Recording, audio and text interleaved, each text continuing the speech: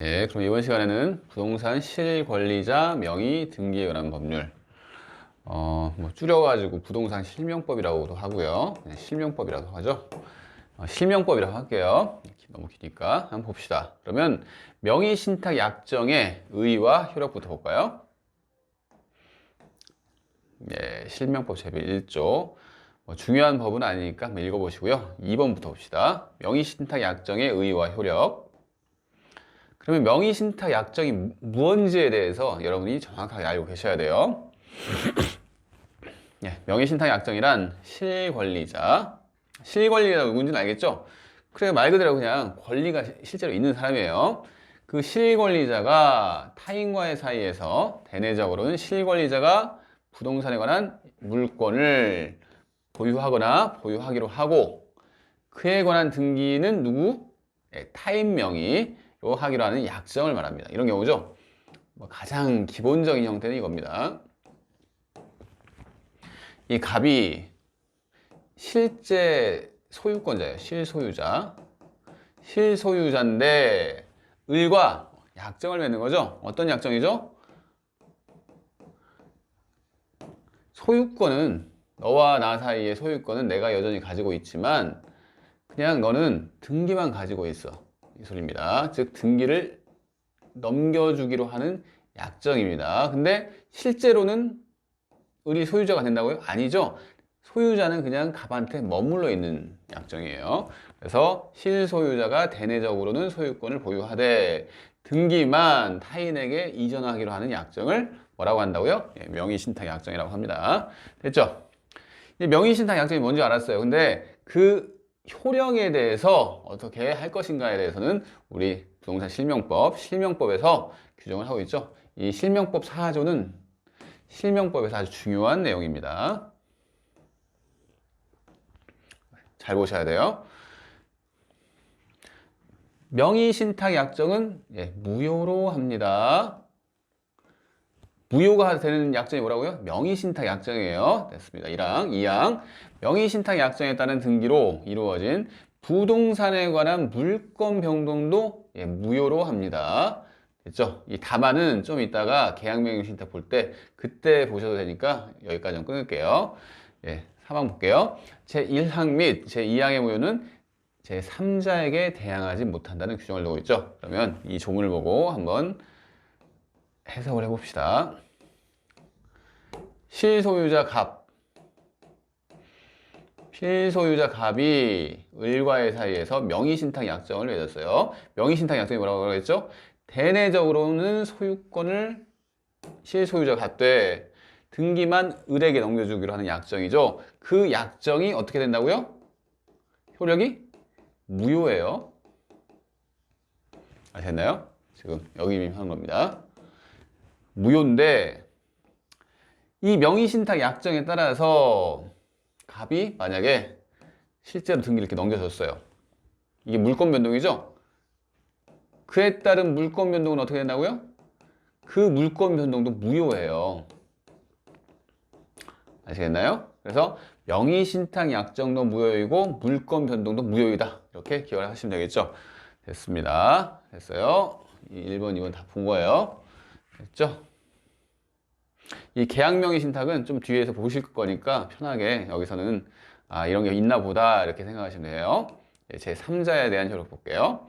지금 제3자에 대한 효력은 어디 나와 있죠? 지금 제3항. 제3자에게 대항하지 못한다는 규정을 이렇게 해석하는 겁니다. 볼게요. 명의신탁 약정 및 명의신탁 약정에 따른 물권 변동은 무효이나, 즉 을이 지금 이렇게 등기가 되어 있더라고 하더라도 소유권자가 되는 거예요? 아니죠. 물권 변동이 무효이기 때문에 소유권자는 여전히 갑입니다. 아시겠나요? 그래서 무효이나 이를 바탕으로 새로운 이해관계를 맺은 제3자에게 그 무효임을 대항하지 못한다는 이 규정을 두고 있습니다. 즉 이런 상황이에요. 병이 등장을 하는데 지금 등기는 이 사람한테 돼 있죠. 명의신탁 약정을 맺어가지고 물권 변동을 했어요. 그러면 신탁 약정 물권 변동 무효이지만 등기를 이 사람이 회부하기 전까지는 등기가 이렇게 돼 있잖아요. 그죠? 이 등기가 돼 있는 것을 보고 등기를 등기를 이전받은 거예요. 그러면 이런 경우에 뭐라고요? 무효인데 이 둘 당사자 간의 약정과 물권 변동은 무효지만 이 제3자에게 대항하지 못한다는 얘기 뭐죠? 이 사람이 이렇게 등기를 했으면 소유자가 된다는 얘기입니다. 왜? 대항하지 못하니까. 이 사람은 나는 을이 이렇게 등기가 돼 있어 가지고 내가 이 사람을 통해서 이렇게 매매를 통해 가지고 권리를 취득했어. 그러니까 너희들은 나한테 뭐 한마디로 까불지 마 이거죠. 내가 소유권자 이렇게 얘기를 할 수가 있다는 얘기입니다. 됐죠? 됐어요. 이게 지금 우리가 배운 명의신탁 약정의 효력에 대한 얘기예요. 당사자 간의 효력, 그리고 제3자에 대한 효력. 이것을 기본적으로 숙지를 하고 계셔야 합니다. 그러면 다음 페이지로 가볼게요. 그러면 방금 배운 내용을 바탕으로 이 명의신탁 약정의 3유형에 따라서 어떻게 문제가 해결되는지 한번 봅시다. 이 명의신탁 약정의 3유형은 여러분들이 세 가지 유형이 있는데 이제 차례대로 쭉 나갈 거예요. 양자간 명의신탁이 있고요. 또 2번은 뭐죠? 중간생략 등기형 명의신탁이라는 게 있어요. 3번은 계약 명의신탁이라는 게 있습니다. 근데 이제 차례대로 볼 거니까 양자간 명의신탁부터 볼게요. 양자간 명의신탁이라는 것은 뭐죠? 둘 사이에 명의신탁이 있는 거예요. 아시겠나요? 둘 사이에. 봅시다. 등장하는 사람이 이제 이 제3자 전에는 두 사람만 등장을 하죠. A가 명의신탁자예요. B가 명의수탁자입니다. 그러면 A와 B 사이에는 어떤 약정이 있죠? 명의신탁 약정이 있어요. 즉 등기 명의는 B에게 이전을 하지만 뭐죠? 실제로는 소유권자는 나야 하는 약정을 맺은 거예요. 근데 그 약정이 뭐라고요? 무효죠. 그죠? 그리고 이 명의신탁 약정에 따라서 설령 등기를 이런 사람이 이렇게 받았다고 하더라도 그 물권 변동은 무효입니다. 그래서 B가 등기는 가지고 있지만 소유권자는 아니죠. 물권 변동이 무효니까. 그럼 소유권자는 누구죠? 소유권자는 그대로 A예요. 아시겠나요? 지금 이 C는 나중에 볼 거예요. 나오는 거 아니에요. 그러니까 이 A와 B 사이에는 소유권자는 A라는 얘기입니다. 이에 따라서 한번 쭉 논의를 진행해 볼게요. 양자간 명의신탁이 뭔지에 대해서는 뭐 이런 얘기예요. 명의신탁자와 명의수탁자 사이에 명의신탁 약정을 맺고 명의수탁자 명의로 등기를 이전하는 형식의 명의신탁을 말합니다. 그 두 사람만 나오죠? 그죠? 그런데 명의신탁자와 명의수탁자 사이의 이제 법률관계 이걸 잘 아셔야 하는데 명의신탁 약정도 무효라고 했죠. 그리고 그에 따른 등기도 무효입니다. 그래서 지금 이거 보고 계시면 돼요. 무효예요. 둘 다. 2번 소유권이 누구한테 있죠? 등기는 이 사람이 있다고 하더라도 소유권자는 이 사람이라고 했죠. 소유권이 명의신탁자에게 있으므로 수탁자를 상대로 소유권에 의한 등기 말소를 구하거나 진정 명의 회복을 원인으로 소유권 이전 등기를 구할 수가 있습니다. 그죠? 지금 등기가 지금 이쪽에 돼 있는 거예요. 근데 이 등기가 유효한 등기예요? 아니죠. 원인 무효의 등기입니다. 왜? 무효니까 다. 원인 없이 등기가 된 거예요. 그래서 A는 소유자죠. 소유자로서 B에게 뭘 할 수 있다고요? 이 사람이 소유자니까 물권자죠. 물권적 청구권을 행사하면서 등기 말소 청구권을 행사할 수 있겠죠. 그죠? 물권적 청구권. 그러면서 이 사람이 말소 청구권도 행사할 수 있고 말소 청구권과 유사한 게 뭐가 있죠? 진정한 소유자라면 꼭 말소 청구 안 해도 된다고 그랬죠. 진정 명의 회복을 위한 이전 등기 청구권도 행사할 수 있습니다. 둘 다 소유자로서 하는 권리죠. 그래서 이 소유권에 의한 물권적 청구권 행사의 일환이에요. 소멸시에 걸린다고요? 아니죠. 소유자가 행사하는 권리, 소멸시에 걸리지 않습니다. 됐죠? 그러면 보세요. 방금 설명한 게 1번과 2번이 다 설명이 된 거죠. 그래서 소유권 이전 등기를 구할 수 있다. 이때는 진정명의 회복을 통한 소유권 이전 등기고 그렇기 때문에 소멸시효에 걸리지 않는다. 나오죠? 됐습니다. 3번 볼게요. 명의신탁자는 지금 갑이죠. 명의신탁 약정 해지를 원인으로 소유권 이전 등기를 청구할 수는 없어요. 왜 그러죠? 해지는 명의신탁 약정도 계약인데 한마디로 계약 해지 또는 계약 해지를 할 수 있느냐의 문제예요. 근데 이게 안 되죠. 해지나 해제는 계약 자체가 유효한 것을 전제로 하는 개념입니다. 근데 지금 우리 명의신탁법, 신탁법에서 보니까 뭐라고 했죠? 명의신탁 약정도 무효라고 했습니다. 그래서 해지나 해지를 할 수가 없어요. 그래서 봅시다. 명의신탁 약정이 무효이므로 명의신탁 해지는 불가능하기 때문에 해지를 원인으로 소유권 이전 등기를 청구할 수는 없습니다. 아시겠나요? 물권적 청구권을 행사해야지 이렇게 해지를 원인으로 청구할 수는 없어요. 됐어요. 됐습니다. 다 설명이 다 됐네요. 그러면 이제 수탁자가 처분한 경우 이거 봅시다. 지금 여기까지만 봤죠? 이 둘 사이의 관계에서만 봤습니다. 근데 명의신탁법 4조에서 어떤 얘기가 나오죠? 제3자에게 대항할 수 없다. 그죠? 이 제3자예요. 즉 수탁자가 이렇게 등기가 되어 있는 것을 보고 C가 거래계약을 맺었어요. 매매를 했어요. 그러면 그 계약이 당연히 유효하겠죠. 그래서 C는 등기 소유권을 취득한다는 얘기 말씀드렸잖아요. 그 얘기를 하는 거예요. 제3자에 대한 관계는 명의 수탁자가 처분을 했다는 얘기죠. 그래서 그러면 제3자는 선의 악의를 불문하고 소유권을 취득합니다. 왜냐하면 실명법 제4조에서 보면 제3자 앞에 뭐 선의의 제3자에게 대항할 수 없다 이렇게 돼 있나요? 아니죠. 그냥 제3자라고만 돼 있어요. 그렇기 때문에 제3자는 뭐라고요? 선의 악의를 불문해요. 즉 지금 이런 상태잖아요. A, B, C 있는데 소유권이 이쪽에 돼 있어서 이 사람이 매매 계약을 통해 가지고 이렇게 소유권을 취득한 경우예요. 그러면 C가 명의신탁 사실이 있다는 것을 몰랐든, 즉 B가 유효한 소유권자라고 생각했든, 아니면 명의신탁 사실을 알아가지고, 즉 악이죠. 악이라고 하더라도 B를 통해서 이렇게 매매 계약을 통했으면 소유권을 취득한다는 얘기죠. 됐습니다. 그래서 여기 혼동하시면 안 돼요. 여기서는 뭐 선의의 제3자의 하나예요. 이러면 틀린 지문으로 이렇게 딱 표시를 하셔야 돼요. 됐습니다. 그러나 볼게요. 명의 수탁자의 배신 행위에 이 사람이 적극 가담했다네요. 많이 본 적 있죠? 적극 가담. B가 어떻게 보면 남의 부동산을 처분을 했잖아요. 그죠? 즉 A의 소유권자, A가 실제로 소유권자잖아요.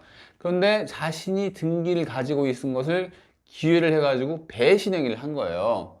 근데 그 C가 단순하게 그냥 알았으면 상관이 없는데, 그래, 네가 B가 이렇게 처분하는구나, 이걸 알았어요. 안 건 상관없는데 이 C가 근데 그걸 이 사람이 부추겼다고 생각해 보세요. C라는 사람이. 그런 경우에는 뭐죠? 103조 위반이 되는 겁니다. 그래서 반사회 질서의 법률 행위로서 무효가 되는 거예요. 아시겠나요? 혼동하시면 안 돼요.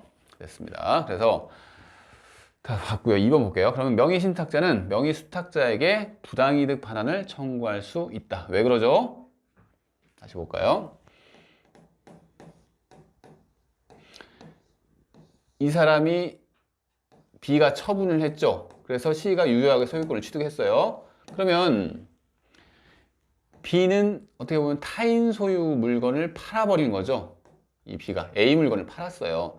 팔았는데 매매를 했으니까 돈이 이 사람한테 들어오죠. B한테. 매매를 했어요. 그러면 이 돈은 누구한테 기속이 되는 게 맞나요?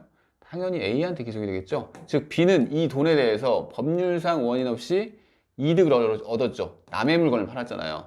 이 사람은 손해를 봤습니다. 그래서 부당이득 반환 청구를 할 수 있다. 이렇게 이해하시면 되겠죠. 3번 볼게요. 명의신탁자 소유의 물건을 대상으로 한 명의수탁자의 처분 행위는 당연히 불법 행위겠죠. 지금 명의신탁 약정을 했는데 명의신탁 약정 무효, 물권 변동이 무효예요. 남의 부동산이에요. 남의 부동산을 그냥 자기가 처분한 거죠. 당연히 B는 불법행위 쟁의를 지는 겁니다. 됐죠? 판례를 보도록 할게요. 이 본문 내용이랑 거의 동일한 판례지만 자주 출제가 되는 판례니까 보세요. 실명법 제4조 3항의 제3자랑 함은 지금 A, B, C 중에서 C를 말하는 겁니다. 명의순탁자가 물권자임을 기초로 그와의 사이에 새로운 이해관계를 맺은 사람을 말한다고 할 것이므로 명의신탁자와 부동산에 관한 물권을 취득하기 위한 계약을 맺고 단지 등기 명의만을 명의수탁자로부터 격려받은 것 같은 외관을 갖춘 자는 위 법률 조항의 제3자에 해당하지 아니한다. 여기까지 한번 볼까요? 이런 거죠. 지금 A, B, C 있는데 지금 이 C는 B가 이렇게 등기가 돼 있으니까 이 등기를 B가 등기가 돼 있네 하면서 매매나 뭐 기타 법률 행위를 통해서 자신이 이렇게 등기를 취득한 사람이죠. 그럼 이 C는 보호된다고요. 그죠? 선의하기든 불문하고 보호되는 제3자예요. 그런데 지금 여기서 1번에서 말하는 것은 이런 경우는 되는데 무슨 얘기냐면 이 C가 B랑 매매를 한 게 아니라 이런 경우죠. A랑 이렇게 매매 계약을 한 거예요. 아시겠나요? 근데 단지 뭐죠? B가 현재 등기가 돼 있으니까 등기만 넘겨받은 겁니다. B한테. 이런 경우에는 해당되지 않는다는 얘기예요. 왜? 실명법 제4조에서 보호하는 제3자는 B가 물권자임을 기초로 해서 계약을 맺은 경우에 한정한다는 얘기입니다. 지금 방금 얘기한 것은 A가 소유권자라고 생각을 해서 이 C는 A랑 계약을 맺은 경우에요. 이런 경우에는 해당이 안 된다니까요. 아시겠나요? 다시 한번 읽어볼까요? 이 제3자는 봅시다. 명의수탁자가 물권자임을 기초로 이렇게 새로운 이해관계, 지금 매매를 했죠. 이런 경우를 한정하는 것이지 누구랑? 명의신탁자랑 방금 A죠. 계약을 맺었어요. 매매 계약을 A랑 맺은 거예요. 그러면서 명의신탁자가 그렇게 얘기했겠죠. 지금 B가 등기를 하고 있으니까 나랑 계약은 맺되 등기는 이 사람한테 받아. 이렇게 한 거예요. 이런 경우에는 실명법 제4조에서 말하는 제3자가 아니라는 얘기입니다. 아시겠죠? 됐어요. 됐습니다. 여기까지 봤죠? 네, 이러한 자는 지금 C를 얘기한 거죠. 이 C는 어떤 때의 시죠? 방금 봅시다. 이런 상황이에요. C는 지금 A랑 계약을 맺은 사람이에요. 이 C는 실명법 제4조에서는 보호되는 제3자는 아닙니다. 그런데 여기서부터 이러한 자는 C는 자신의 등기가 실체관계에 부합하여 유효라고 주장한 것은 변론으로 하더라도 실명법 제4조 3항의 규정을 들어 자신의 등기의 유효를 주장할 수 없다. 여기까지는 아시겠죠? 근데 이 앞문장 있죠? 실체관계에 부합하여 유효라고 주장하는 것 할 수 있다는 얘기입니다. 왜 그러죠? 이 C라는 사람은 실명법 4조에서 보호되는 제3자는 아니니까 그에 따라서 보호는 못 받지만 소유자가 여기서 누구였죠? A와 B 사이에 소유자는 A였죠? 그죠? 소유자랑 계약을 맺은 거예요. 그래서 이 C는 그래 내가 알아서 실명법 4조는 내가 적용이 안 되는 거 알겠는데 어차피 소유자가 A였기 때문에 내가 그 사람이랑 계약을 맺고 어차피 나는 A로부터 소유권을 취득을 받을 수 있는 거 아니야. 이것은 주장할 수 있다는 얘기입니다. 왜? 실체관계에 부합하다는 얘기는 내가 어차피 A로부터 소유권을 넘겨받는 거야. 실체관계에 부합하는 거야. 이렇게 얘기를 하는 거예요. 아시겠죠? 이런 경우에 가능하다고 하는 겁니다. 됐죠? 2번 볼게요. 명의수탁자는 신탁재산을 유효하게 제3자에게 처분할 수 있고 제3자가 명의신탁 사실을 알았더라도 소유권 취득에 영향이 없지만 명의수탁자로부터 신탁재산을 매수한 제3자가 명의수탁자의 명의신탁자에 대한 배신행위에 뭐라고요? 적극하다한 경우에는 무효입니다. 103조 위반으로 무효하는 거예요. 즉 악의인 경우에는 상관없는데 배신행위 적극하다한 경우에는 무효입니다. 3번 볼게요. 명의수탁자가 양자간 명의신탁에 따라 명의신탁자로부터 소유권 이전 등기를 넘겨받은 부동산을 임의로 처분한 행위는 명의신탁자의 소유권을 침해하는 행위죠. 타인의 소유권을 침해해서 자기가 팔아버린 거예요. 그러면 뭐 이건 중요한 거 아니에요. 형사상 횡령죄 성립 여부와 관계없이 뭐라고요? 민법상 불법 행위에 해당하여 손해배상 책임을 부담합니다. 됐습니다. 됐고요. 이제 4번 볼게요. 양자간 등기 명의신탁에서 명의신탁자가 신탁부동산을 처분하여 제3취득자가 유효하게 소유권을 취득하고 명의신탁자가 소유권을 상실하였다면 명의신탁자의 소유권에 대한 물권적 청구권은 더 이상 인정되지 않겠죠. 당연하죠. 이런 경우죠. 이렇게 해서 병이 을로부터 을이 물권자의 힘을 기초로 해서 등기를 넘겨받았어요. 그러면 이제는 소유권자가 누구죠? 갑이에요? 아니죠. 소유권자 이제 병한으로 바뀐 겁니다. 이런 상황이 됐어요. 그러면 갑은 소유권을 상실했죠. 이 소리예요. 됐습니다. 소유권을 상실했으니까 이 갑이 더 이상 물권적 청구권 행사 안 되죠. 물권적 청구권은 물권자가 해야 하잖아요. 그래서 갑은 물권적 청구권은 더 이상 인정되지 않는다는 얘기입니다. 네, 그 후부터 볼게요. 명의수탁자가 우연히 신탁부동산의 소유권을 다시 취득했어요. 무슨 얘기냐면 병이 소유권자가 됐잖아요. 근데 어떤 이유인지 모르겠지만 소유권이 이렇게 을로 복귀를 한 거예요. 아시겠나요? 이런 경우에 뭐라고요? 명의신탁자 갑입니다. 신탁부동산의 소유권을 상실한 사실에는 변함이 없죠. 소유권을 상실한 다음에 지금 이런 일이 발생한 거예요. 그래서 갑이 그래 을한테 지금 이게 복귀됐다고 그러면서 어차피 이 을이 처분한 거잖아. 이거 내 거야. 할 수 있다고요? 안 된다는 얘기입니다. 소유권을 상실했기 때문에 물권자가 아니기 때문에 물권적 청구권을 을한테 행사할 수 없다는 얘기예요. 아시겠나요? 이것도 기출이 됐어요. 됐습니다. 지금 우리는 뭘 보셨죠? 양자간 명의신탁에서의 법률 관계를 보신 거예요. 그러면 명의신탁 관계의 유형이 몇 개라고 했죠? 3개라고 했잖아요. 지금 1번을 본 거예요. 2번, 3번이 나왔죠? 2번이 나옵니다. 2번이 뭐라고요? 중간생략 등기형 명의신탁이라고 불리고 제3자간 명의신탁이라고 불려요.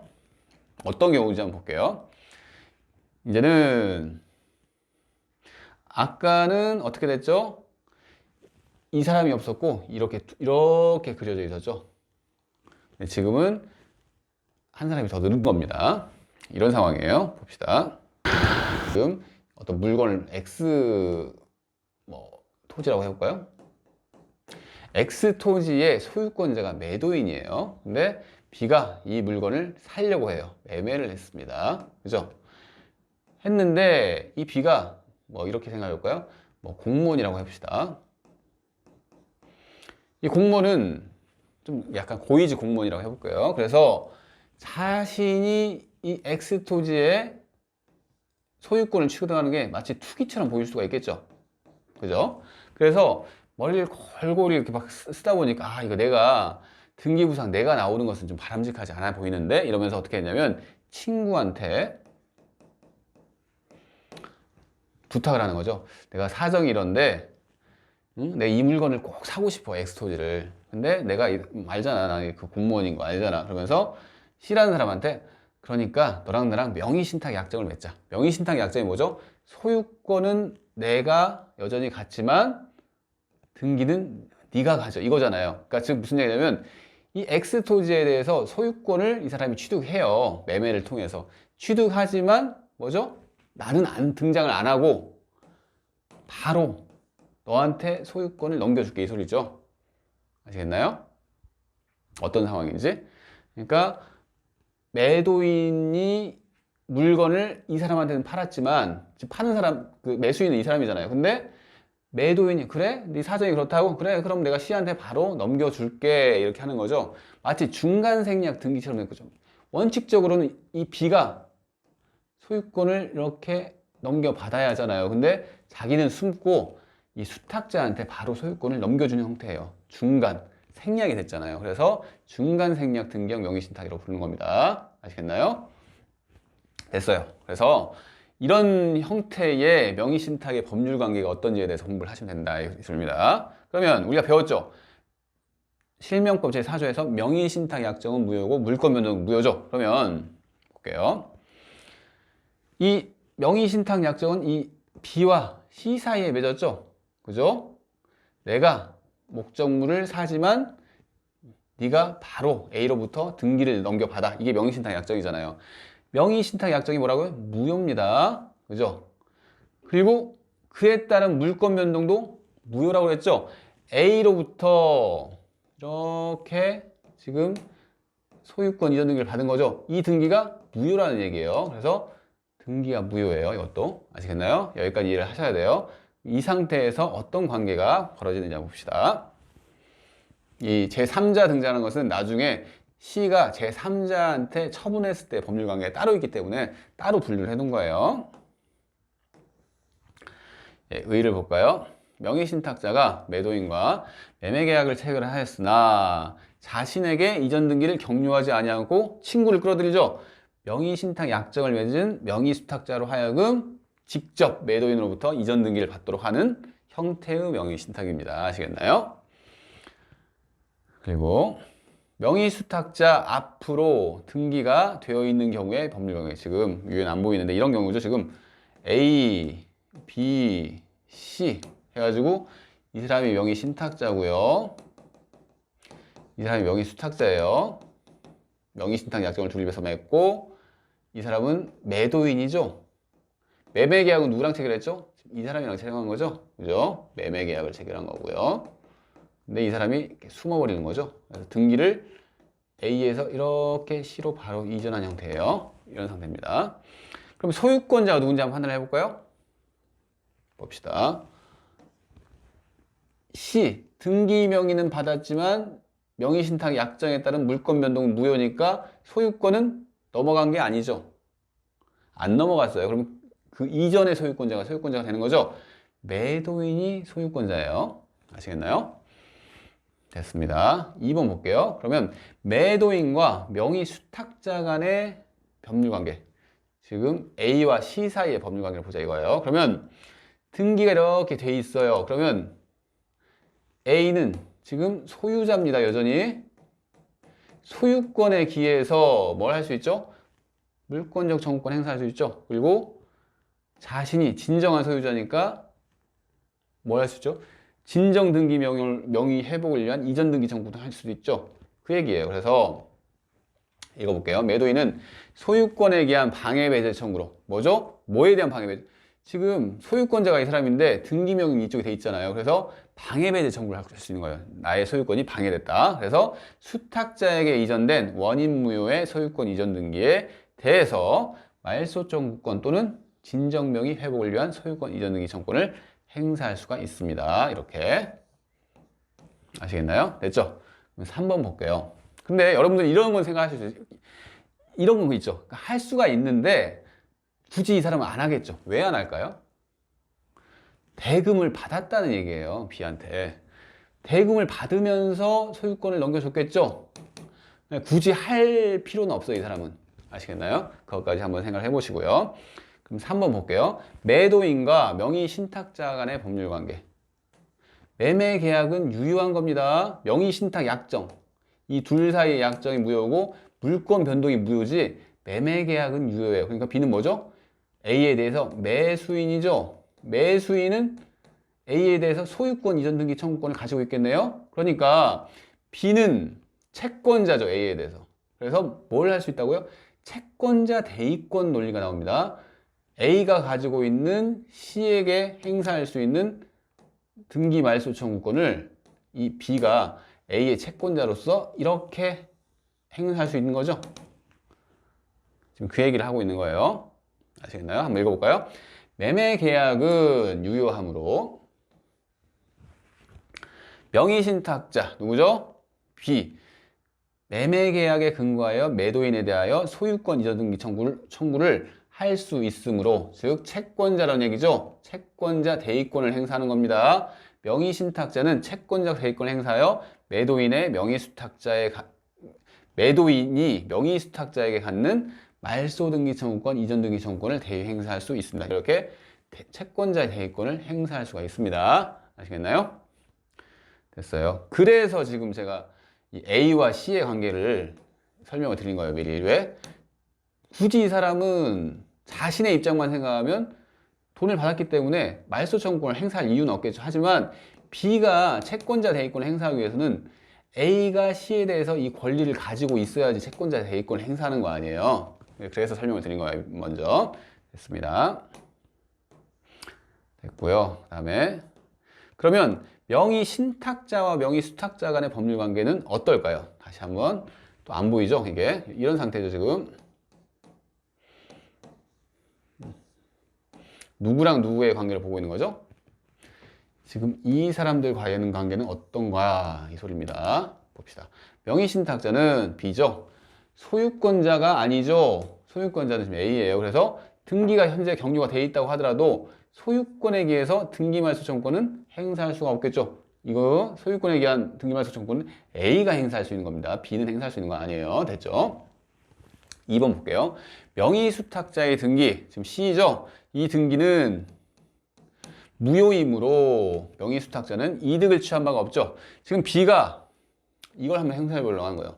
그럼 내가 부당이득 반환을 너한테 바로 청구할 수는 없나? 이런 생각을 한 거예요. 근데 그게 안 된다는 얘기죠. 왜? C가 등기는 가지고 있지만 어차피 A한테 복귀될 등기죠. C는 뭘 가진 게 없어요. 그래서 부당이득 반환 청구라는 것은 법률상 원인 없이 이득을 누군가 얻고 이에 따라서 누군가 손실을 얻을 경우에 행사하는 건데 C가 이득을 얻은 게 없어요. 그래서 B는 C에게 부당이득 반환 청구를 할 수 없다는 얘기죠. 아시겠나요? 왜냐면 이 등기가 있더라도 어차피 회복이 되어야 할 등기라 이 소리입니다. 됐습니다. 3번 볼게요. 따라서 명의신탁자는 소유권자인 매도인의 채권자로서 매도인의 권리를 대위 행사할 수 있을 뿐이다. 즉 B는 궁극적으로는 이 사람이 매매 계약을 했으니까 A로부터 소유권을 넘겨받아야 할 지위가 있는 사람이에요. 그래서 그 지위를 회복하기 위해서는, 즉 이 사람이 소유권을 취득하기 위해서는 채권자 대위권을 행사해가지고 자신의 권리를 이렇게 실현시킨다 이 소리입니다. 됐죠? 4번. 만일 명의수탁자가 명의신탁자 앞으로 소유권 이전 등기를 경유해 주었다면 그 등기는 실체관계에 부합하여 유효한 등기입니다. 이것도 잘 알아두세요. 무슨 얘기냐면 C가 이렇게 등기가 있죠. 근데 양심의 가책을 느낀 거예요. 그래서 그래, 내가 B랑 약속한 게 있는데 내가 이것을 뭐 하면 안 되겠네 해가지고 그냥 B한테 이렇게 등기를 넘겨줬어요. 그죠? 그런 경우에는 이 B가 보유하게 되는 등기가 유효하겠죠? 왜 유효하죠? 소유권자는 A라고 했지만 A랑 B랑 매매 계약을 해가지고 궁극적으로 소유권이 귀속돼야 할 사람은 B예요, B. 그죠? 그렇기 때문에 C가 이렇게 등기를 넘겨주면 이 등기는 실체관계에 부합하다는 얘기죠. B한테 지금 가야 할 등기가 B한테 간 거예요. 그래서 유효한 등기입니다. 이렇게 B한테 넘겨주면 됐죠? 됐습니다. 그러면 이제 명의수탁자가 제3자에게 처분한 경우의 법률관계를 보도록 할게요. 봅시다. 지금 이런 상황이죠. 여기서는 제3자에게 처분했다는 것은 지금 명의수탁자가 등기를 가지고 있는데 이 사람이 신탁자고 이 사람이 매도인이죠. C가 D라는 사람한테 이것을 팔아버렸습니다.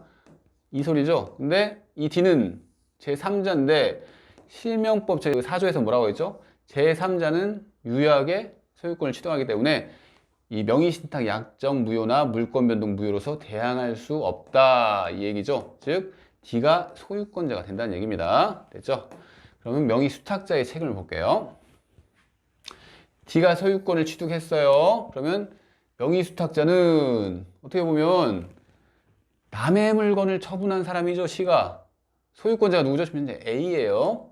그래서 매도인에 대한 책임을 한번 봅시다.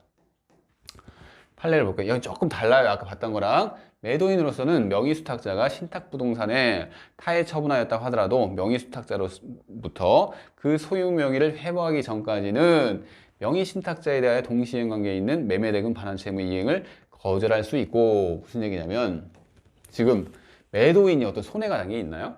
없죠. 매도인은 잘 보세요. 이 사람이 소유권자라고는 하지만 지금 대금을 받았어요. 굳이 소유권 회복 안 해도 되겠죠? 그죠? 이런 얘기예요. 그래서 매도인으로서는 명의수탁자가 신탁부동산을 타해 처분하였다고 하더라도 명의수탁자로부터 그 소유 명의를 회복하기 전까지는, 아직 회복 안 했죠? 명의 신탁자에 대하여 동시행 관계에 있는 매매대금 반환채무 이행을 거절할 수 있어요. 무슨 얘기냐면 이 B가 그래 이런 상황이니까 내가 너한테 대금을 줬잖아. 그러니까 대금 돌려줘. 이렇게 하려면 B는 뭘 해야죠? 소유권을 지금 그게 성립을 하려면 이 C로부터 소유권을 이렇게 넘겨받아야지 대금을 주는 거예요. 그죠? 근데 소유권이 D한테 확정적으로 귀속이 됐죠? 즉, 이 사람은 목적물을 반환을 못 받아요. 결과적으로는. 그렇기 때문에 이 대금을 돌려줄 필요가 없다는 얘기입니다. 그래서 매도인으로서는 손해를 입은 게 없죠. 대금을 받았어요. B로부터. 그래서 굳이 책임질 게 없다 이 소리입니다. A는 그렇게 이렇게 사건이 이렇게 됐구나 하면서 그냥 남의 일 보듯이 볼 수 있다는 얘기죠. 명의 신탁자에 대한 책임을 볼게요. 제3자 간 등기 명의 신탁에서 명의 수탁자가 신탁 부동산을 임의로 처분하거나 강제 수용이나 공공요직, 용지, 협의 취득 등을 원인으로 제3취득자 명의로 이전 등기가 마쳐진 경우, 즉 D가 유효하게 소유권을 취득한 경우 이렇게 해석할 수 있겠죠. 이 제3취득자는 이 D는 유효하게 소유권을 취득하죠. 그로 인해 매도인의 명의 신탁자에 대한 소유권 이전 등기 의무는 이행 불능이 되죠. 둘 사이에 매매 계약이 있으니까 소유권 이전 의무를 이렇게 매도인은 매수인한테 소유권 이전 의무를 지는데 이게 불능이 돼버렸잖아요. 왜? D가 소유권을 취득했으니까. 그래서 명의 신탁자는 소유권을 이전받을 권리를 상실하죠. 누가? 이 B가 소유권을 자신이 받아야 하는데 매매를 통해서 이게 상실되는 손해를 입은 거예요. 이제 더 이상 내가 이 물건을 취득할 수 없구나 해버린 거예요. 왜? D가 소유권을 취득했으니까. 그렇기 때문에 이렇게 손해를 입었어요. 명의 수탁자는 부동산의 처분 대금을 취득하는 이득을 얻었죠. 이 C라는 사람은 남의 물건을 처분해가지고 D로부터 매매 대금을 이렇게 받았죠. 이 대금 누구한테 기속되는 게 맞죠? 그 얘기를 하는 거예요. 근데 이 대금을 A는 어차피 B로부터 매매 계약을 통해서 대금을 받았죠. 그러면 C가 D에게 처분한 이 대금은 누구한테 기속이 되는 거 맞나요? B한테 기속되는 게 맞죠? 아시겠나요? 그래서 명의 수탁자는 부동산의 처분 대금을 취득하는 이득을 얻었죠. 이 사람은 손실을 얻고, 그래서 부당이득으로 C는 B에게 이 대금을 반환할 의무가 있다 이 소리입니다. 아시겠죠? 예, 그리고 계약 명의 신탁 보도록 할게요. 방금 봤던 중간 생략 등기형 명의 신탁이랑 구별을 잘 하셔야 합니다. 과연 어느 경우인지 한번 이 그림을 보면서 설명을 드릴게요.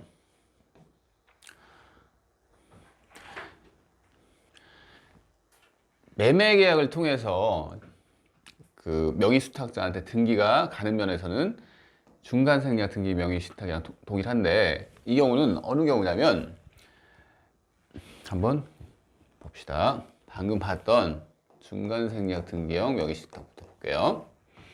매도인 갑이라고 할게요. 갑이 누구랑 계약을 맺죠? 명의 신탁자랑 계약을 맺죠. 매매 계약을 맺어요.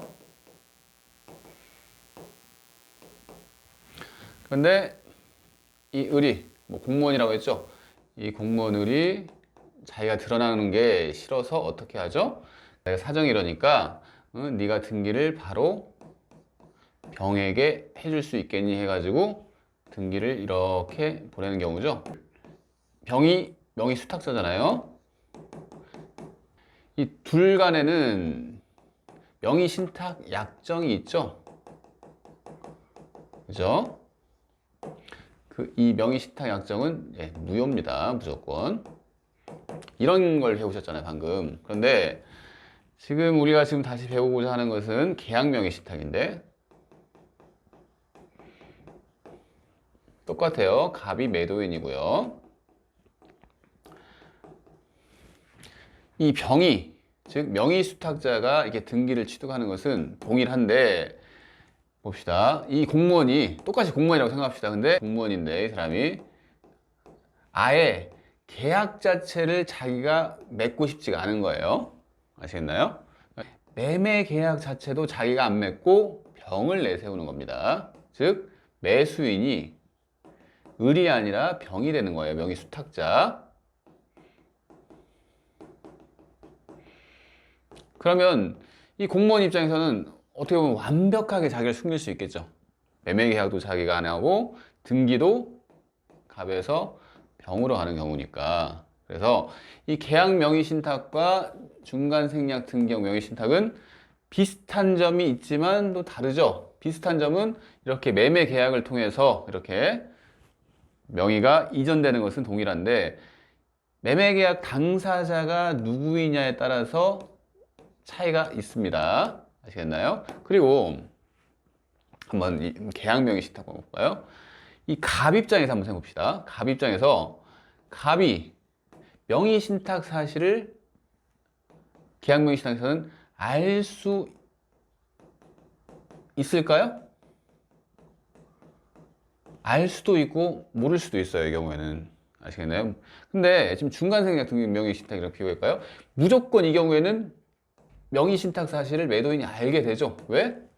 계약을 이 사람이랑 체결했는데 등기를 이쪽으로 넘겨주기로 했다는 것은 아, 명의신탁이 있었군 하면서 넘겨주는 거잖아요. 근데 계약 명의신탁에서는 아예 을 자체가 전면에 안 나설 수가 있죠. 그죠? 즉 자금만 이 사람한테 제공을 하는 거니까. 그래서 갑 입장에서는, 즉 매동 입장에서는 모를 수가 있습니다. 명의신탁 사실을. 아시겠나요? 물론 알 수도 있어요. 만약에 어떤 사정으로 갑이 그 사실을 알았어요. 알 수 있겠죠. 그래서 이 계약 명의신탁은 중간 그 생략 등기형 명의신탁과 다르게 어떤 차이가 있냐면 이 갑이 선의인 경우도 나오고 악의인 경우도 나온다. 이런 차이도 있겠죠. 아시겠나요? 그래서 이 둘 간에는 이렇게 공통점도 있고 이렇게 차이점도 있습니다. 됐어요. 그러면 한번 봅시다. 이 의의를 한번 볼까요? 중간 생략 등기 명의신탁이랑 다른 점을 잘 캐치를 하면서 보세요. 명의신탁자가 명의수탁자와 명의신탁 약정을 맺는 건 동일하죠. 그죠? 둘 사이에는 맺으면서 명의수탁자에게 대금을 제공을 해요. 그러면서 매도인과 누구 간? 네, 명의수탁자입니다. 매매계약을 통하여 매매계약 당사자죠. 수탁자가. 명의수탁자가 소유권 이전 등기를 격려한 형태의 명의신탁 약정입니다. 아시겠죠? 그래서 이 구별, 이건 설명 드렸습니다. 뭐가 차이가 있죠? 계약 당사자가 중간생략 등기형 명의신탁은 매수인이 누구죠? 명의신탁자죠. 그런데 계약 명의신탁에서는 누구죠? 매수인이 명의수탁자입니다. 그 차이점이 있는 거예요. 한번 읽어보시고요. 됐어요. 그러면 이 계약 명의신탁의 법률 관계를 보도록 할게요. 이 법률 관계를 보기 위해서는 법조문을 한번 다시 보셔야 돼요. 실명법 4조. 봅시다. 명의신탁 약정은 무효로 합니다. 그죠? 이게 원칙적인 거죠. 그리고 2항 볼게요. 명의신탁 약정에 따른 등기로 이루어진 부동산에 관한 물권 변동도 무효로 합니다. 물권 변동에 대해서는 무효가 원칙이죠. 이 다만부터 계약 명의 신탁에 관련된 내용이에요. 계약 명의 신탁에서만 관련된 내용입니다. 다만 부동산에 관한 물건을 취득하기 위해서 계약에서 명의 수탁자가 어느 한쪽 당사자가 되고, 무슨 얘기죠? 매매 계약의 당사자가 누구? 명의 수탁자죠. 어떤 그 명의 신탁의 유형인가요? 이게 계약 명의 신탁을 얘기하는 겁니다.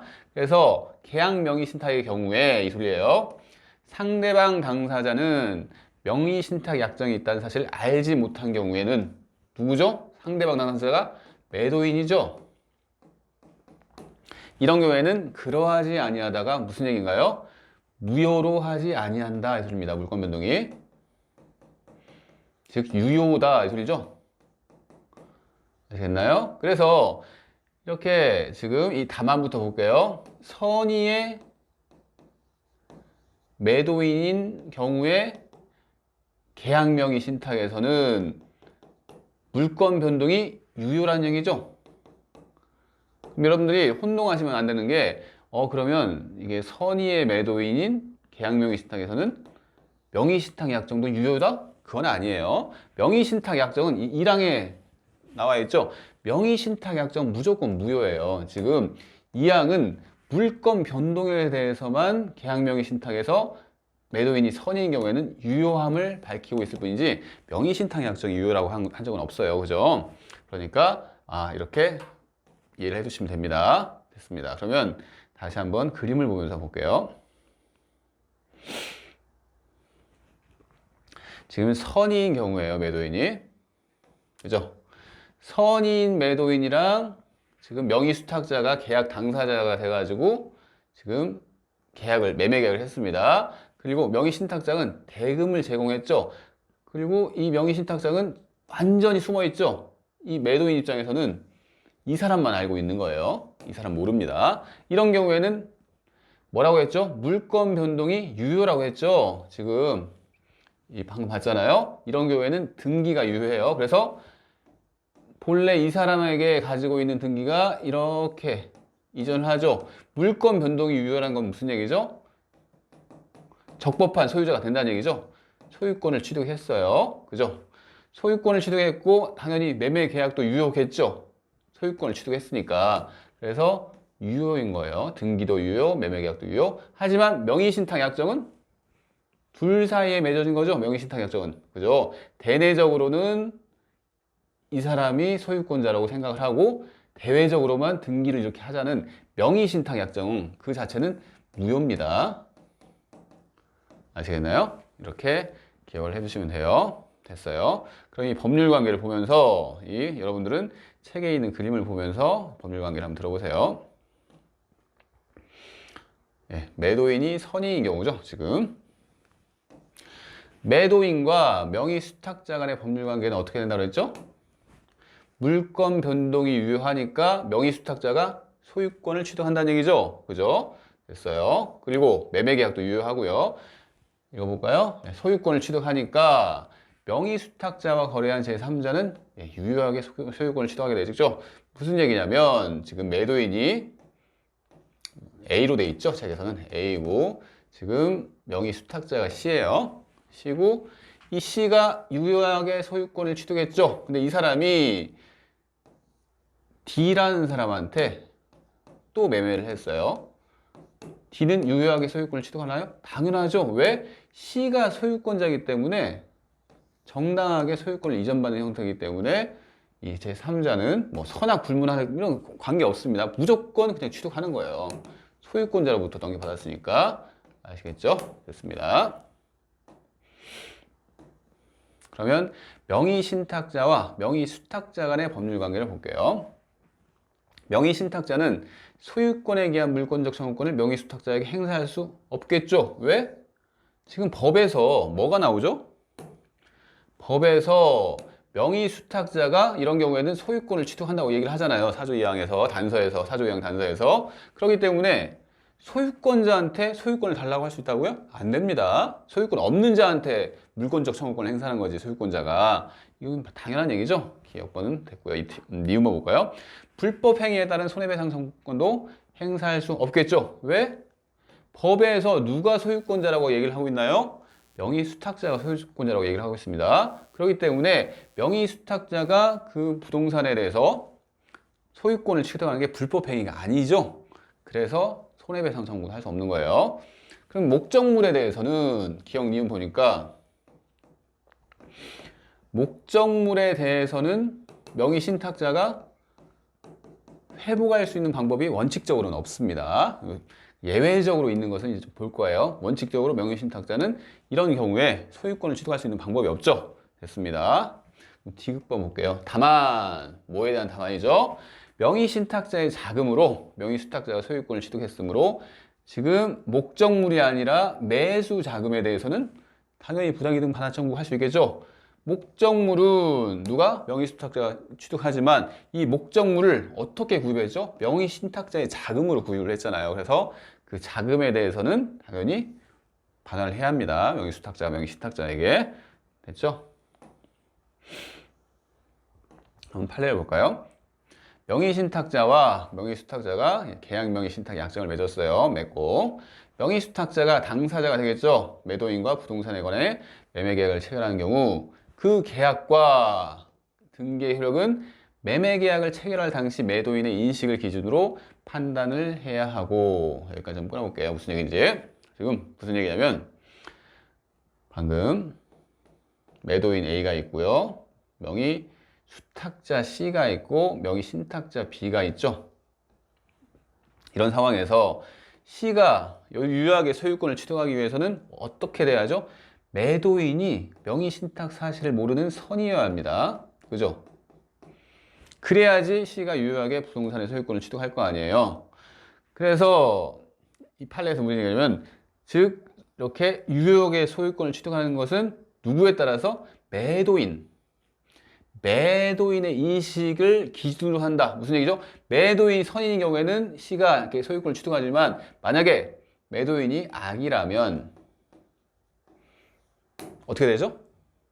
원칙으로 하죠. 물권 변동이 이렇게 유효하게 취득되는 경우에는 선이 하나입니다. 4조 2항 단서. 그래서 악이라면 어떻게 됩니까? 물권 변동은 무효예요. C가 소유권을 취득할 수 없다는 얘기죠. 그래서 이 매도인의 인식에 따라서 선이냐 악이냐 따라서 소유권 취득 여부가 달라지잖아요. 근데 그거에 대한 판단 시점은 이 둘 사이에, 즉 매도인과 매수인 사이에 매매 계약 당시를 기준으로 하는 게 맞겠죠. 매매 계약 당시에 이 사람이 몰랐어요. 그러면 이 사람이 소유권을 취득한다, 이 소리입니다. 그래서 매매 계약 체결 당시를 기준으로 합니다. 중요하죠. 그래서 매매 계약 체결 이후에 명의 신탁 사실을 이 A가, 즉 매도인이 알게 되었다고 하더라도 그것은 나중에 문제잖아요. 계약 체결 이후에. 그런 경우에는 이 계약과 등기의 효력에는 영향이 없다. 즉 유효하게 소유권을 취득한다. 나중에 알게 되었다고 하더라도, 이 얘기죠. 됐습니다. 이것도 기출이 됐어요. 그러면 2번 판례 볼까요? 명의신탁자와 명의수탁자가 계약 명의신탁 약정을 맺고 명의수탁자가 당사자가 되어 명의신탁 약정이 있다는 사실을 알지 못하는 소유자와 부동산에 관한 매매 계약을 체결한 뒤, 즉 알지 못하는 선의의 매도인과 지금 매매 계약을 통해서 지금 소유권을 취득한 경우죠. 됐습니다. 그러면 볼까요? 당연히 명의신탁 약정은 무효죠. 무조건 무효지만 명의신탁자는 소유권은 취득하게 되죠. 왜? 4조 2항 단서에 따라서.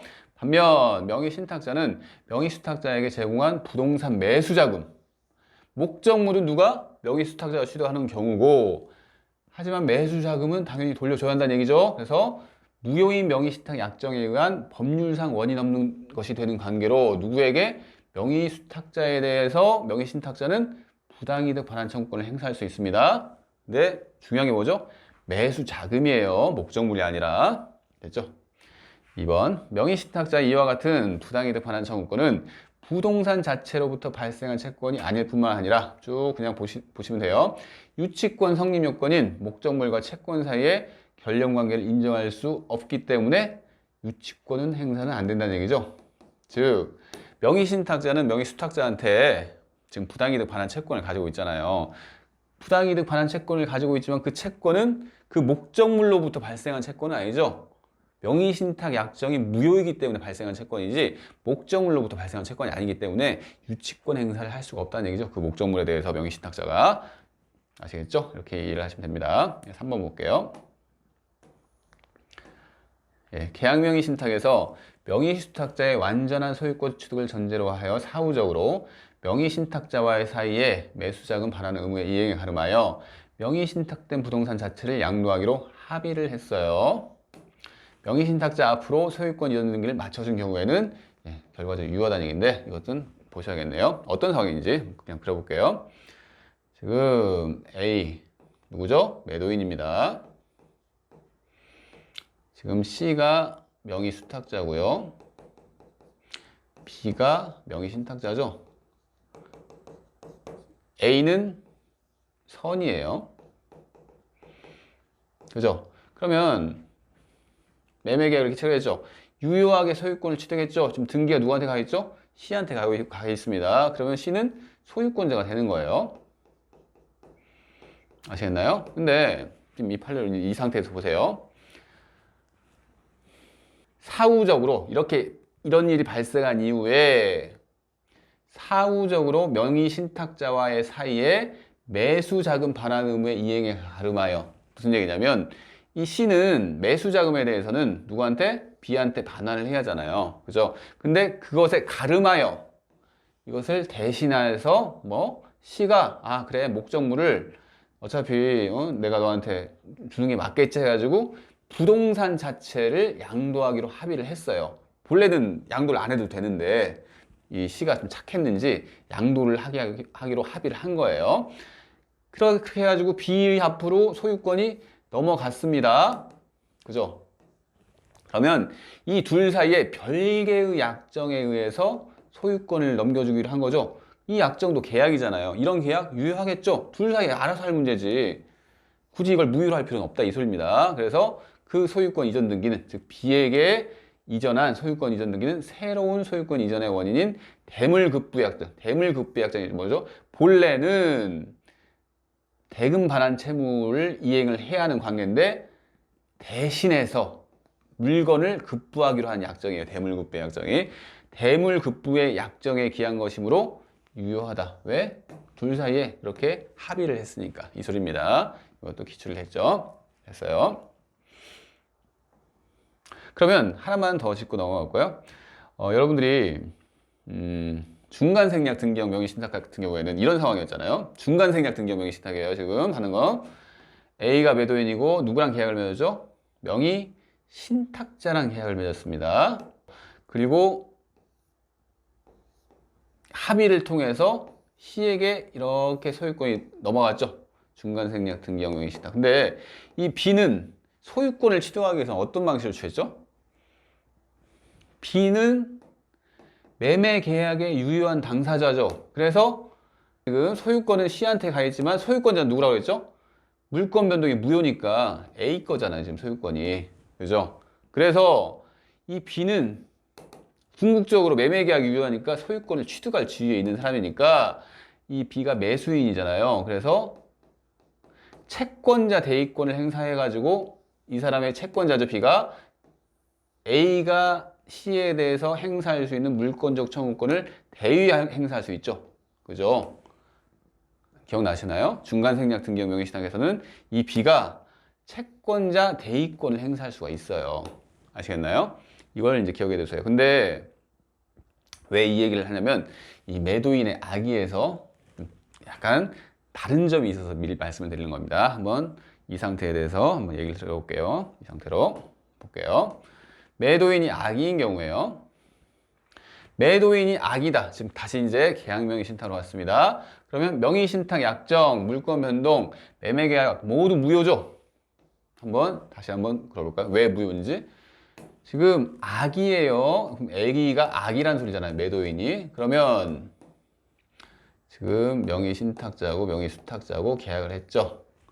그러면 원칙적으로 선의인 경우에는 이 사람이 소유권을 취득하는데 악이니까 물권 변동도 무효죠. 그래서 소유권이 이 사람한테 이전 등기가 되어 있다고 하더라도 소유권자는 이 사람입니다.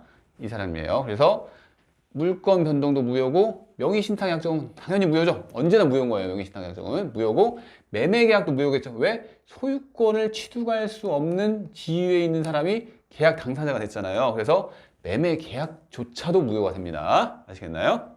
됐죠? 따라서 누가?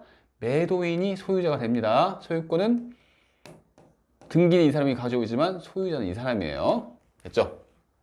그래서 매도인은 명의수탁자를 상대로 말소 등기 청구권을 행사할 수 있다. 그죠? 매도인이 소유자니까 지금 자기 소유물에 딴 사람이 등기를 하고 있죠. 말소 등기 청구를 행사할 수 있겠죠. 됐어요. 그리고 명의수탁자는 매매대금 반환을 청구할 수 있겠죠. 왜? 지금 매매계약이 무효가 됐잖아요. 무효인 경우에는 부당이득 반환 청구를 할 수 있죠. C가 자금에 대해서 이렇게 반환 청구를 할 수 있는 거예요. 됐죠? 2번 볼게요. 명의신탁자는 명의수탁자에게 소유권 이전 등기를 청구할 수 없겠죠. 왜? 소유자는 이 사람인데 어떻게 등기가 돼 있다고 소유권을 넘겨달라고 할 수 있는 거 아니잖아요. 소유자는 이 사람입니다. 그래서 소유권 이전 등기 청구 못합니다. 소유권자한테 청구를 하는 거지 이전 등기 청구 못 하잖아요. 그죠? 3번. 명의신탁자는 매도인에게 소유권 이전 등기를 청구할 수 없다. 왜 이때는 또 청구할 수 없죠? 이때는 매매 계약을 맺은 적이 없어요. 둘 사이에는. 제가 이걸 설명을 드리려고 지금 방금 아까 그 중간생략 등기형 명의신탁이랑 비교를 해드렸는데, 명의신탁자는 계약을 맺은 적이 없죠. 근데 중간생략 등기형 명의신탁은 어떤 경우였죠?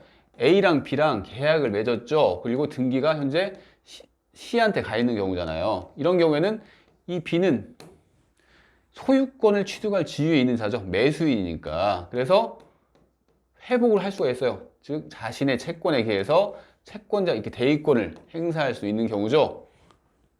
그죠? 하지만 이 경우는 B라는 사람은 A와 B 사이에 맺은 적이 없어요. 그래서 B는 채권자 대의권 이런 거 행사 못 합니다. 아시겠나요? 이 차이가 있는 거예요.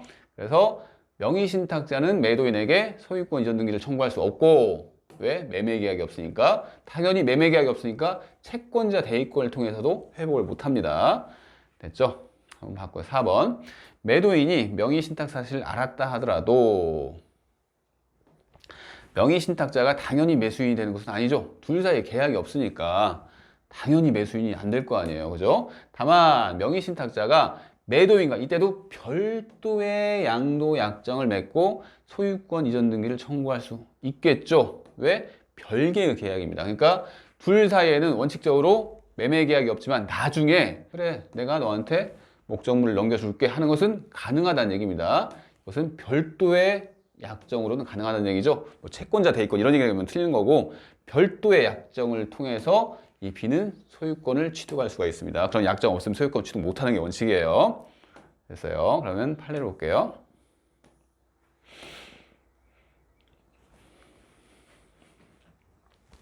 매도인이 명의신탁 사실을 알고 있는 계약명의신탁에서 알고 있는, 즉 악의의 매도인이죠. 그런 계약명의신탁에서는 그 무효사실이 밝혀진 후에 매도인이 계약명의자인 명의수탁자 대신에 명의신탁자가 그 계약의 매수인으로 되는 것에 대해 동의 내지 승낙을 했다. 무슨 얘기죠? A가 B가 매수인이 되는 거에 대해 동의를 한 거예요. 별도의 약정을 맺었다는 얘기죠. 이런 경우에는 매도인과 명의신탁자 사이에는 종전의 매매계약과 같은, 지금 매매계약은 이 사람이랑 이렇게 둘이서 체결한 건데 원칙적으로는 지금 종전의 매매계약과 같은 내용의 양도약정이 이번에는 A와 B 사이에 있다고 보는 겁니다. 따로 체결된 것으로 보니 상당으로 명의신탁자는 B는 매도인에 대하여 소유권 이전 등기를 할 수 있다. 뭐에 따라서? 별도의 양도약정에 따라서 체결할 수 있다는 얘기죠. 이렇게 기억을 하시면 됩니다. 그러니까 별도의 양도 약정이 없으면 이 B, 명의신탁자는 소유권을 취득할 수 없는 게 원칙입니다. 됐죠? 그러면 경매를 통하여 계약 명의신탁이 된 경우입니다. 이 판례 봅시다. 경매 절차에서 부동산을 매수하려는 사람이 매수 대금을 자신이 부담하면서 타인의 명의로 매각 허가 결정을 받기로 함에 따라 이렇게 된 거예요. 그 경매 절차의 매수인은 어디까지나 그 명의이므로 경매 목적 부동산의 소유권은 매수 대금을 실질적으로 부담하는 사람이 누구인가에 상관없이 명의인이 취득한다고 합니다. 무슨 얘기인지 한번 볼까요? 올라봅시다. 네, 그림을 한번 그려볼게요. 어떤 상황이냐면 우리 이제 뭐 경매 이런 거 봅시다. 그러면 경매 이렇게 그려볼까요?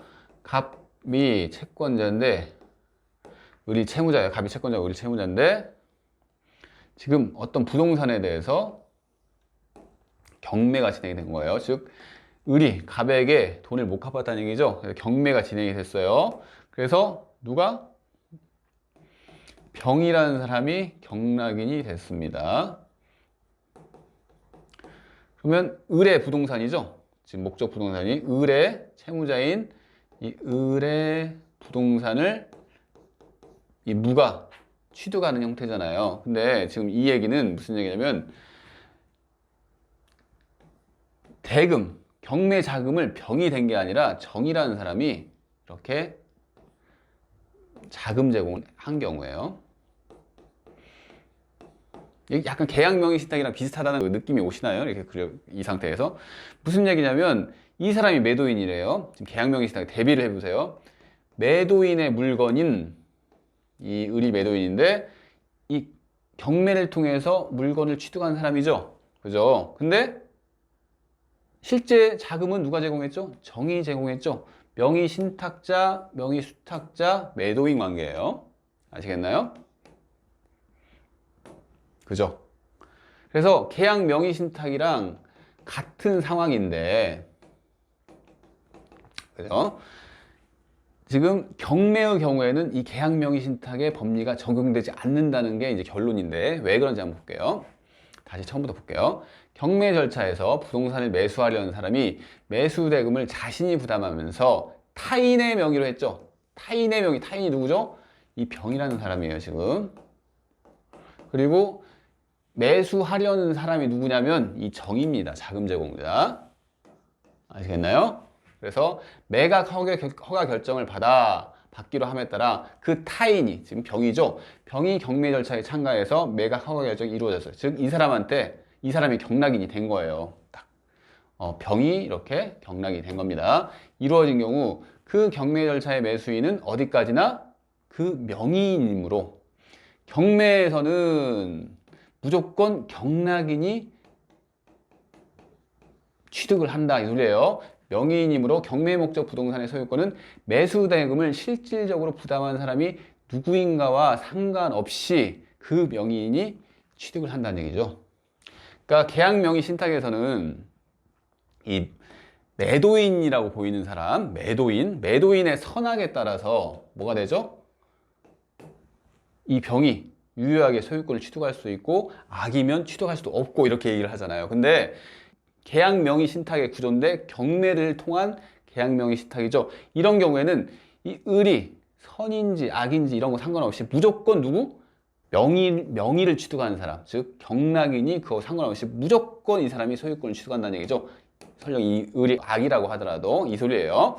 그래서 이 경우 매수대금을 부담한 사람과 이름을 빌려준 사람 사이에는 명의신탁 관계가 성립하는, 이 둘 사이에는 명의신탁 관계가 성립하는 거죠. 그리고 경매 성립합니다. 경매 절차의 안정성을 고려할 때 소유자가 위와 같은 명의신탁 약정 사실을 알고 있었다 하더라도, 즉 을이 악이면 계약 명의신탁에서는 원칙적으로 병이 소유권 취득 못하죠. 근데 알고 있었다 하더라도, 악이더라도 누가? 병이 소유권을 취득한다는 얘기죠. 그러한 사정만으로 읽어볼게요. 그러한 사정만으로 그 명의인의 소유권 취득이 실명법 4조 2항에 따라 무효로 된다고 할 것은 아닙니다. 아시겠죠? 왜? 경매 절차의 안정성 때문에 명의신탁 이 법률 4조 2항이 적용이 안 된다는 얘기예요. 무조건 명의인이 소유권을 취득한다는 판례입니다. 아시겠죠? 이것도 기출이 됐죠? 결론적으로는 이 얘기예요.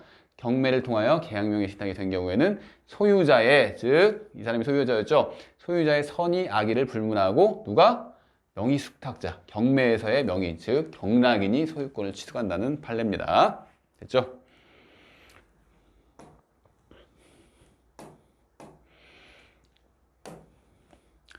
그러면 적용 제외와 특례 한번 보도록 할게요. 지금 이제 다 배운 거예요. 그러니까 명의신탁 관련돼서 명의신탁이 뭔지, 그 다음에 명의신탁의 세 가지 유형, 이걸 배웠죠. 이런 것을 다루는 법이 실권리자 명의등기에 관한 법률이라고 실명법이라고 합니다. 실명법에서 이렇게 규정을 하고 있었어요. 그래서 어떤 경우에는 뭐 소유권을 누가 취득한다든지 뭐 이런 걸 다 공부를 하셨잖아요. 그런데 지금 이제 우리가 배워야 할 것은 적용 제외와 특례예요. 이게 두 개가 나눠져 있습니다. 적용 제외 하나, 특례 하나. 무슨 얘기냐면 이 실명법 규정이 아예 제외되는 경우가 있고요. 그죠? 그리고 이 실명법 규정이 어떤 경우에는 적용을 시키지 않는다는, 그러니까 이것은 무조건 제외고 이것은 어떤 경우에는 예외를 둔다, 이런 내용들이 있습니다. 한번 볼까요? 그러면 한번 볼까요? 명의신탁에서 제외되는 경우, 1번은 아예 제외되는 경우를 얘기한 거고요. 또 뭐가 있죠? 2번 볼까요? 쭉 봅시다. 특례가 적용이 되는 경우 또 따로 있죠? 별도로 나눈 거예요. 볼게요. 그래서 명의신탁이 제외되는 경우는 무조건 명의신탁 관련 법률, 즉 실명법이 적용되지 않는 경우에요. 이것은 암기를 하셔야 합니다. 기역, 니은, 리그 3개죠. 이것을 두 문자를 따서 암기를 하셔야 돼요. 채무의 변제를 담보하기 위하여 채권자가 부동산에 관한 물건을 이전받거나 가등기하는 경우, 우리 가담법 배웠죠? 그때 가자를 따볼게요. 니은, 부동산의 유치와 면적을 특정하여 2인 이상이 구분 소유하기로 약정을 하고 그 구분 소유자 공유로 등기하는 경우. 이것도 배우셨죠? 뭐죠? 이것은 상호명의 신탁이죠? 이게 구분 소유적 공유라고도 불리고요. 그래서 이걸 상자를 따볼게요. 디귿, 신탁법 또는 자본시장과 금융투자업에 관한 법률에 따른 신탁재산인 사실을 등기함. 이것은 신탁법이라고 합시다. 이 별도의 법이 있어요. 명의신탁법이 아니고 이건 신탁법이에요. 그래서 이걸 신으로 할게요. 그래서 이렇게 해볼까요? 신상가에는, 즉 신상가죠. 신상가에는 실명법이 적용되지 않는다. 이렇게 기억을 하세요. 그죠? 구체적인 내용은 그렇게 알 필요는 없어요. 근데 우리가 이 기억본을 최근에 배웠으니까 한번 얘기를 해볼까요? 이런 거죠. 보세요. 우리가 지금 가담법 공부를 하셨잖아요. 가담법에서 어떤 내용이 있었냐면, 갑이 을에게 소비대차를 통해서 1억을 빌려주죠. 근데 을이 저당권을 설정을 한 게 아니라 자신이 가지고 있는 주택에 대해서 뭘 하죠? 소유권을 이전하는 방법 또는 가등기를 설정하는 방법을 통해서 갑에게 담보를 취득하게 해주죠. 그죠? 근데 지금 이 소유권 이전만 봅시다. 소유권을 을에서 갑으로 이전을 했어요. 그러면 어떻게 보면 명의신탁 아닌가요, 이게? 명의신탁이라는 게 뭐죠? 대내적으로는 이 사람이 소유권을 유지를 하면서 대외적으로만 소유권을 넘겨주는 형식이잖아요. 명의신탁입니다. 근데 이 명의신탁은 우리가 실명법에서 뭐라고 했죠? 명의신탁의 약점 무효라고 했죠? 근데 가담법을 배웠죠? 가담법은 무효라는 얘기 있었나요? 가담법 무조건 유효였어요. 이런 담보 제도 자체를 인정을 하잖아요. 가담법에서는 이런 것을 유효라고 했어요. 배치가 되죠? 그래서 지금 이 얘기가 나오는 거예요. 뭐? 가담법에서는 이렇게 소유권 이전 등기 형식을 취한다거나 가등기 설정하는 방식을 취한다거나 이게 명의신탁인데 명의신탁법을 적용하지 않아서 가담법 관련된 양도담보, 가등기담보는 유효하다 이 소리입니다. 아시겠나요? 이렇게 기억을 하시면 돼요. 그래서 우리가 나머지 내용들은 뭐 보실 필요는 없어요. 이 내용들을 구체적으로 아는 게 중요한 게 아니라 신상가를 아시는 게 중요합니다. 신상가에서는 뭐라고요? 실명법이 적용이 안 되는 거예요. 아예 적용 자체가 안 되는 거예요. 아시겠나요? 이렇게 기억을 해주시면 됩니다. 됐죠? 그리고 밑에는 이제 상호명의 신탁이 뭔지 물권편에 똑같은 내용을 그냥 다시 써놨어요. 여러분들이 다시 찾아보기가 힘들 수도 있잖아요. 그래서 써놓은 거니까 한번 읽어보세요. 똑같은 내용이니까 생략을 하도록 할게요. 그러면 이제 특례 적용을 보겠습니다. 이 특례 적용은 아예 명의 신탁, 그러니까 실명법이 아예 적용되는 그런 방금 예외적인 경우가 아니고 적용이 돼요. 이런 상황에서. 근데 어떤 경우에서는 적용이 안 된다. 이렇게 생각하시면 되겠죠. 차이가 있습니다. 방금 설명드린 거랑. 볼게요. 조세, 포탈, 강제집행의 연탈 또는 법령상 제한의 회피를 목적으로 이런 상황에서 이런 목적으로 하지 아니하는 다음의 경우에는 실명법의 다음 규정이 적용되지 않습니다. 무슨 얘기냐면 방금 봤던 아예 실명법 제외되는 경우에는 무조건 제외되죠. 실명법이 적용 안 되잖아요. 그죠?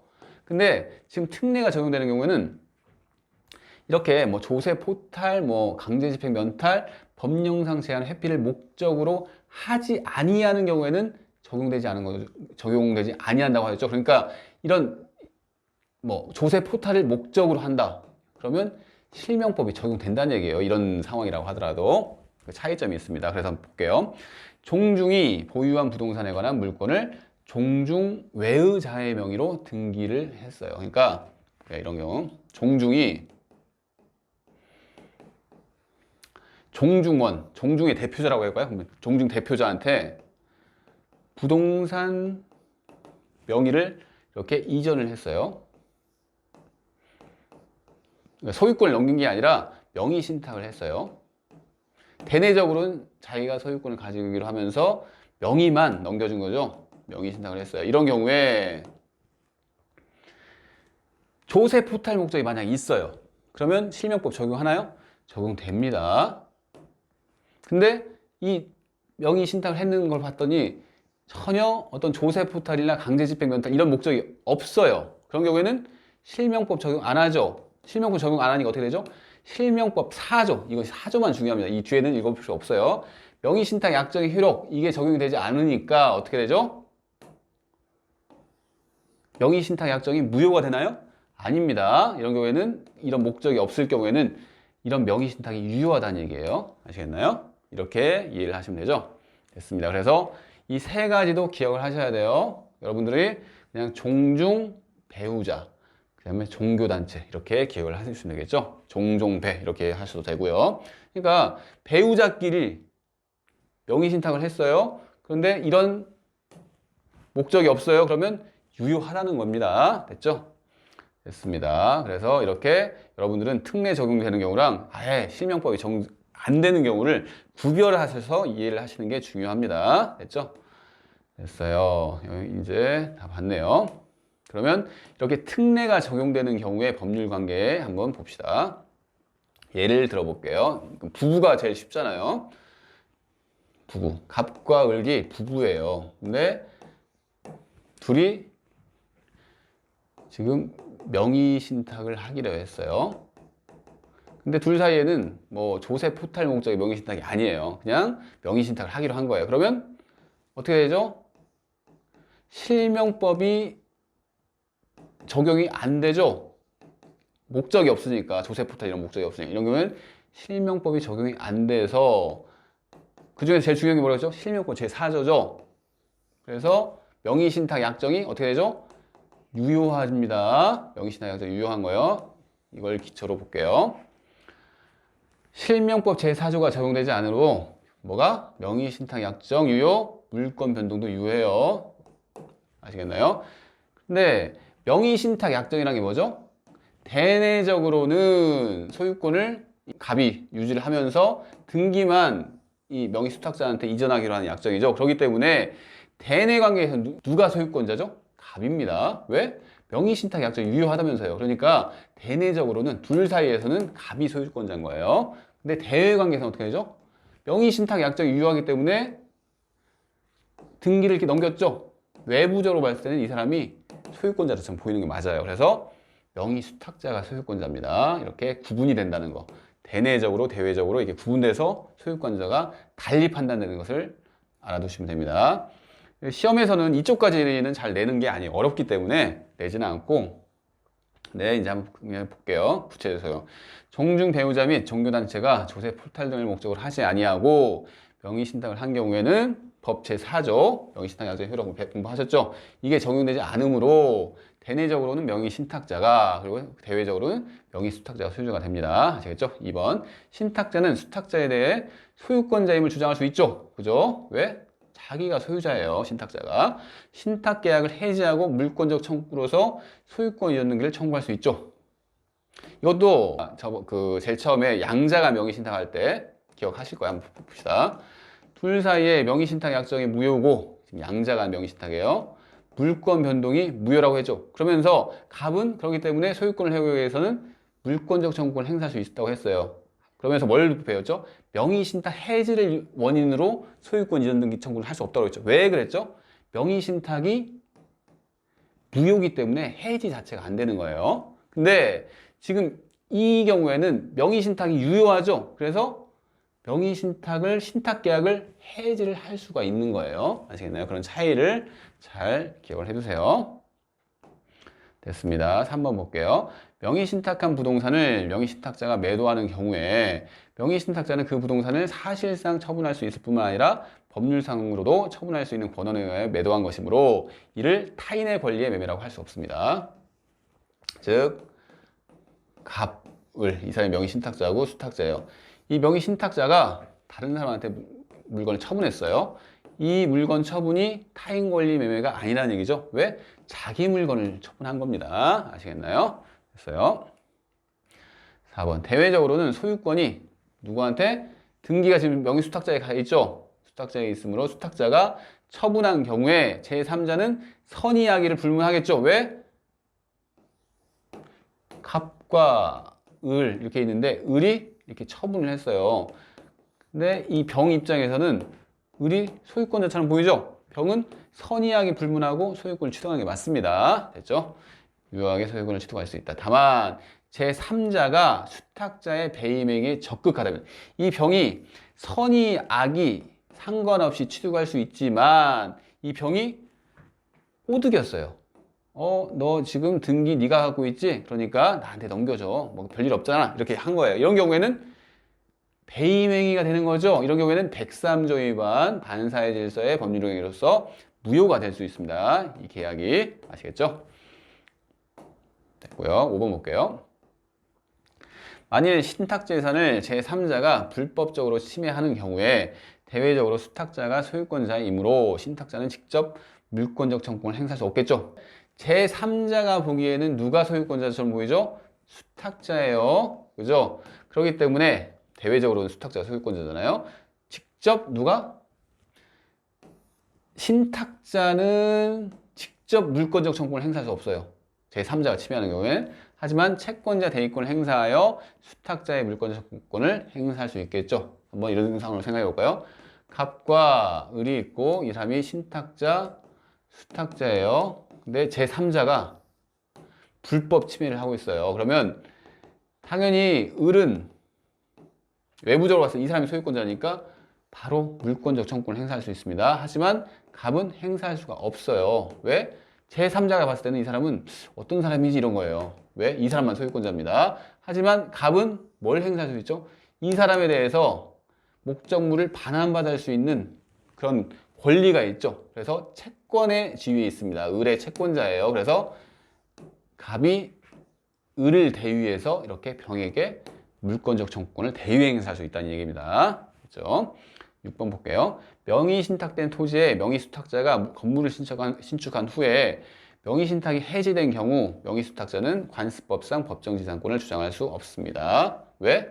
이런 거죠. 지금 토지가 이렇게 명의가 신탁이 됐어요. 그리고 을이 이 건물을 지은 거죠. 건물 소유자는 을이죠. 근데 이 토지에 대해서 볼까요?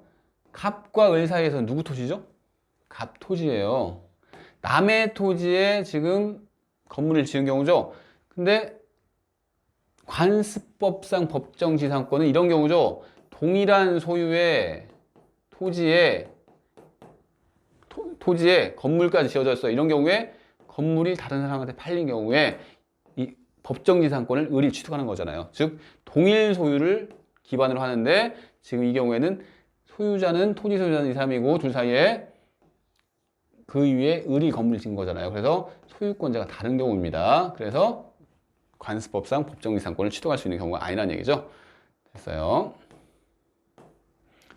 그러면 좀 쉬었다가 이제 마지막 파트 보도록 할게요.